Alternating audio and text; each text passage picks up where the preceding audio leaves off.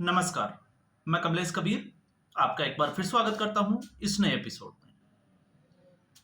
आज के इस एपिसोड में हम बात करेंगे प्रधानमंत्री नरेंद्र मोदी की।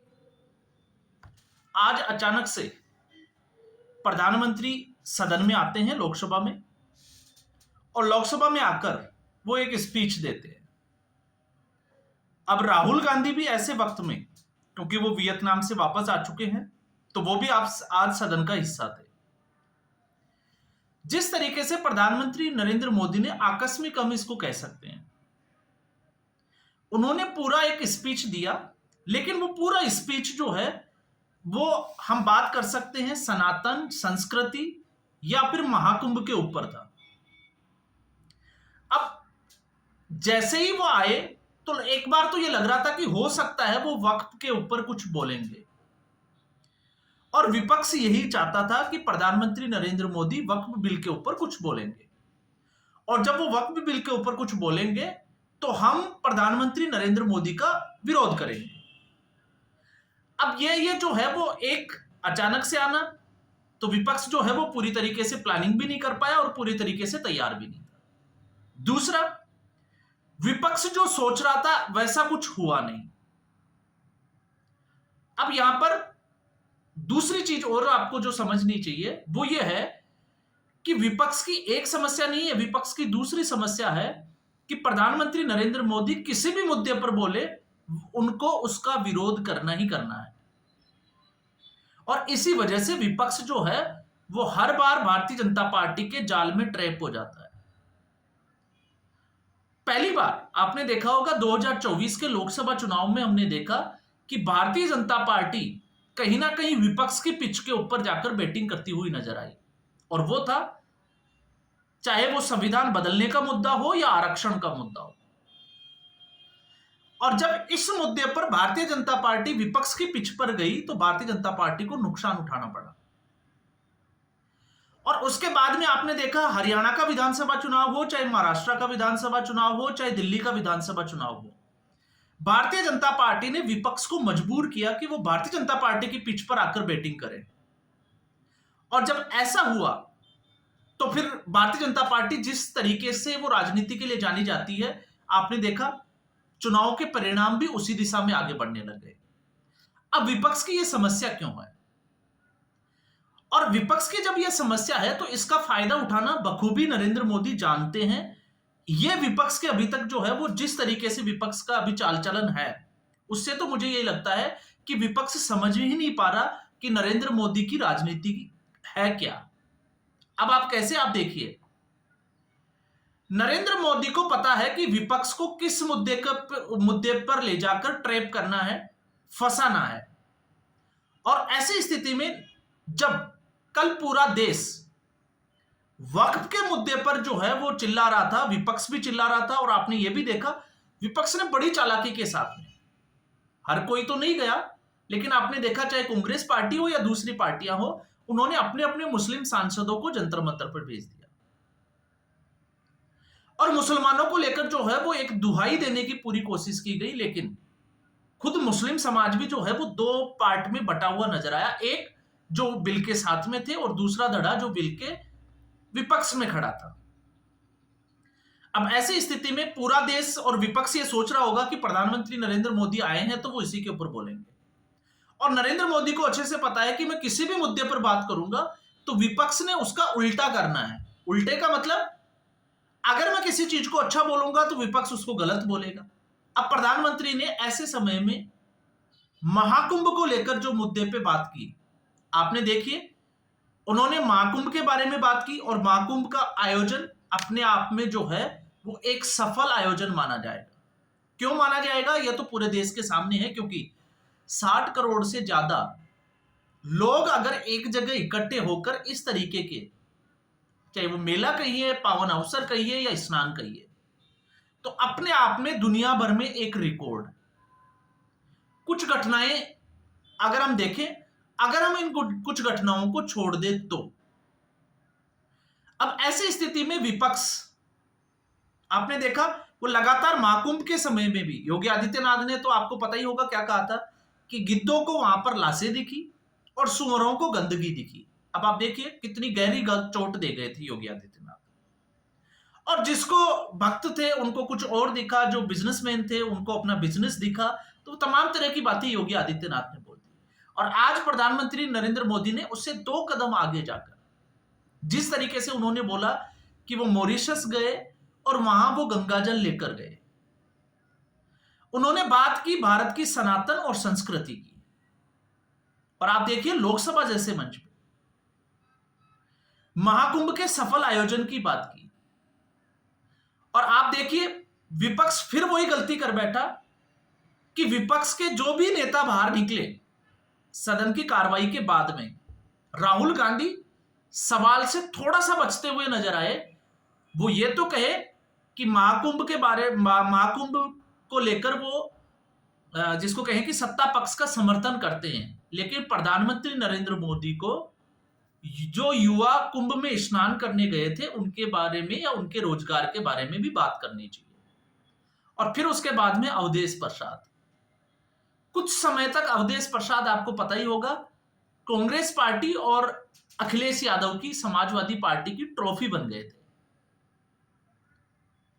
अब आप देखिए इस देश की विडंबना कि ऐसे भी राजनेता होते हैं, और कैसे राजनेता होते हैं मैं जो है वो कुछ बोलना नहीं चाहता।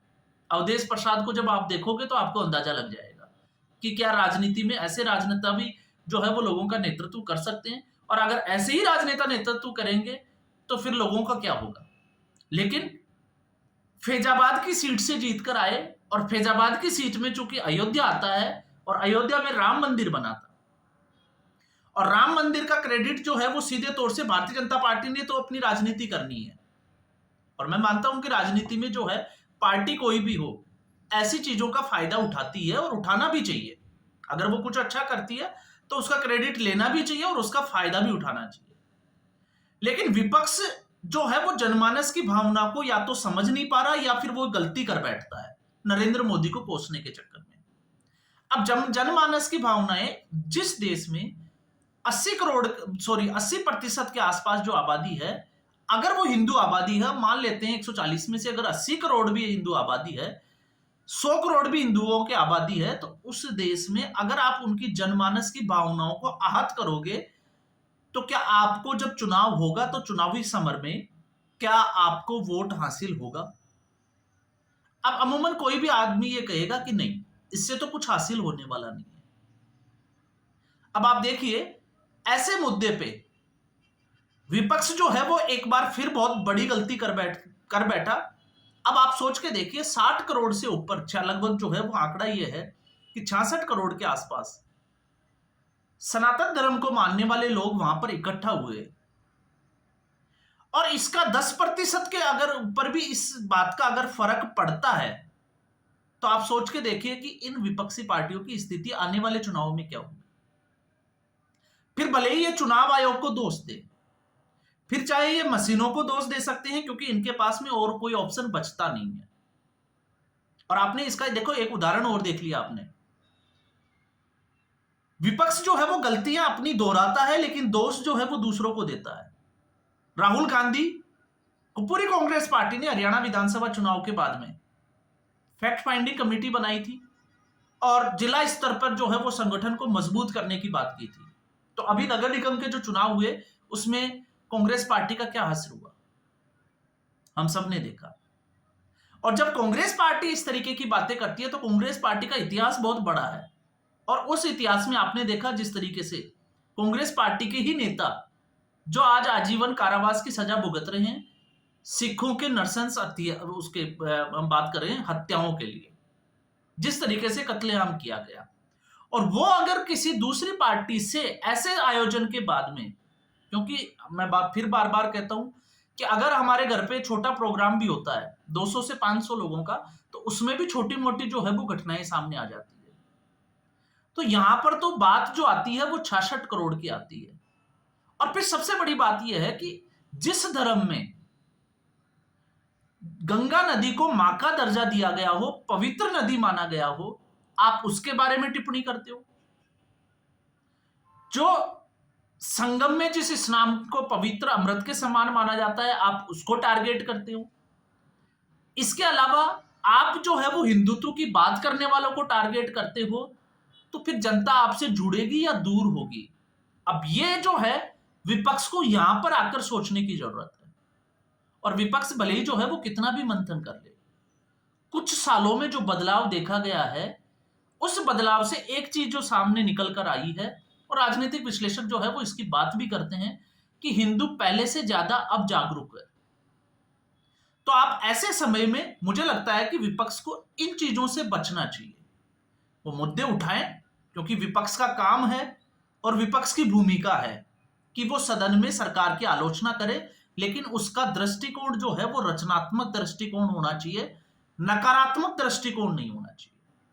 अब जब हम ये कहते हैं कि नकारात्मक कैसे, तो इस दुनिया में ऐसा कोई व्यक्ति नहीं है जो सब कुछ ठीक ही करता हो, सही करता हो, या फिर सब कुछ गलत करता हो।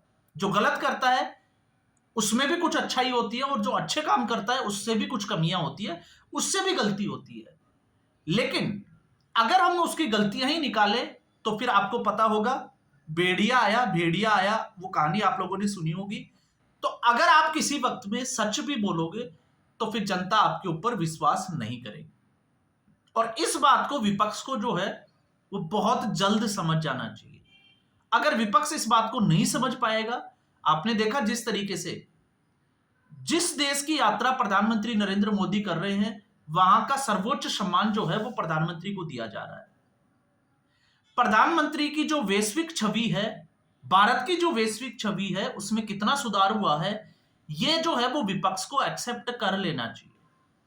जिस दिन विपक्ष ये इन चीजों को एक्सेप्ट करना शुरू कर देगा, विपक्ष में सुधार होना भी शुरू हो जाएगा। और जो दृष्टिकोण अभी नकारात्मक बना हुआ है, क्योंकि मोदी विरोध के चक्कर में या तो ये धर्म विशेष का विरोध करने लग जाते हैं, या फिर देश का विरोध करने लग जाते हैं, और यही जो है वो विपक्ष के ऊपर भारी पड़ता हुआ दिखाई देता है। तो इसलिए अगर विपक्ष अपना दृष्टिकोण बदलता है, तो मुझे लगता है वो रचनात्मक दृष्टिकोण होगा, नकारात्मक नहीं होगा। और शायद उससे जनमानस के दिमाग में और सोच में जो है वो विपक्ष की बातें, जिसको कहें कि जानना शुरू कर दे, वो उसको समझना शुरू कर दे। और अगर ऐसा नहीं होगा तो आने वाले समय में, चाहे वो 2029 नहीं, मैं तो कहता हूं आप 2034 की बात कर लीजिएगा, या फिर उसके बाद में 39 की बात करें, या उसके बाद की बात करें, इस विपक्ष का कुछ नहीं होने वाला है। क्योंकि इसके नेताओं ने सिर्फ और सिर्फ जो 20% की राजनीति है उसी की ठेकेदारी शुरू कर दी। और इनका टारगेट जो होता है वो 80% का टारगेट होता है, क्योंकि इनको लगता है कि भारतीय जनता पार्टी 80% की राजनीति कर रही है, इसलिए ये उस जाल में फंसे हुए हैं। और यही जो है, आप देखोगे, आप प्रधानमंत्री नरेंद्र मोदी का आज का पूरा भाषण देखिए, और जब महाकुंभ के सफल आयोजन की और महाकुंभ की बात हो रही हो, देश की संस्कृति की बात हो रही हो, तो क्या उस वक्त विपक्ष को हंगामा करना चाहिए था? नहीं करना चाहिए था। दूसरे मुद्दों पे आप वक्फ बिल के ऊपर जो है वो हंगामा करें, लोगों को समझ में आता है। लेकिन आज फिर वही गलती, तो परिणाम भी जो है वो मुझे लगता है कि आने वाले समय में जिस तरीके की गलतियां, उसी तरीके के परिणाम। तो आज के एपिसोड में बस इतना ही। उम्मीद करूंगा वीडियो एपिसोड आपको पसंद आया होगा। वीडियो को लाइक करें, शेयर करें, चैनल जरूर सब्सक्राइब करें। धन्यवाद।